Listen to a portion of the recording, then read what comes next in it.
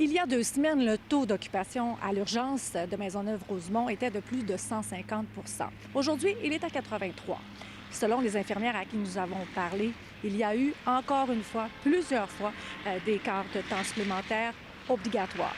On a 8 infirmières de soir qui sont mutées à des nouveaux postes. Alors là, ouf, cette semaine, ça ira pas bien malheureusement. Il y a encore du TSO.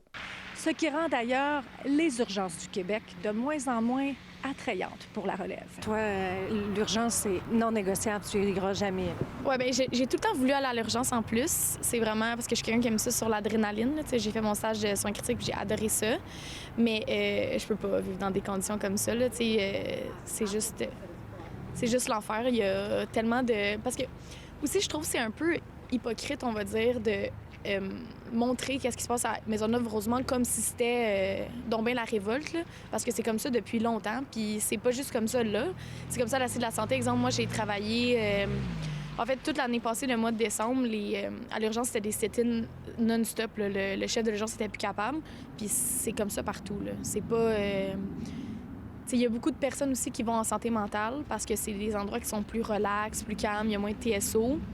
Fait que ça fait en sorte que les infirmières font pas nécessairement le domaine qu'ils voudraient faire, mais ils font le domaine qu'ils doivent faire à cause que on veut avoir quand même une famille, une vie là, à l'extérieur de notre travail. Là. Tu vas terminer ton baccalauréat en juin. Oui. Sauf que tu fais quand même ton externat à la Cité de Laval. Oui. Comment ça se passe? Ça se passe quand même bien. Puis je dirais que mon unité, c'est l'unité avec comme... Je trouve qu'il y a des vraiment bonnes conditions là, comparées d'autres unités à la Cité de la Santé. Malgré que c'est quand même pas wow, c'est mieux qu'ailleurs. Je dis mon unité a des bonnes conditions, mais juste il y a comme 2 mois, j'ai une de mes amies elle avait un examen à 8 h le matin, puis on finissait à minuit, puis ils l'ont gardée en TSO jusqu'à 8 h. Fait qu'il a fallu qu'elle parte à comme 7 h 30 vite pour aller faire son examen, mais ça faisait 16 heures qu'elle travaillait, elle avait pas dormi. Là. C'est juste, ça n'a pas d'allure là, de faire ça, je trouve. Là. Mais tu sais, c'est sûr, j'adore mon métier, puis je le fais beaucoup pour les patients, là, surtout, là, parce que ça fait un grand sentiment de bien-être de rentrer dans une chambre puis que les patients disent je suis contente que ça soit toi. Beaucoup aussi des anciennes infirmières qui sont épuisées puis ça paraît dans leur travail malheureusement.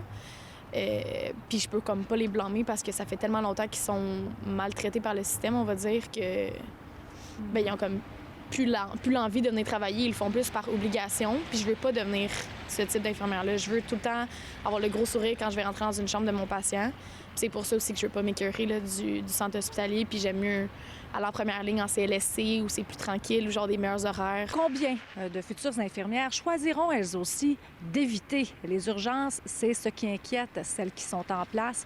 D'autant plus que d'ici 3 ans, plus de 3500 infirmières au Québec auront l'âge de la retraite.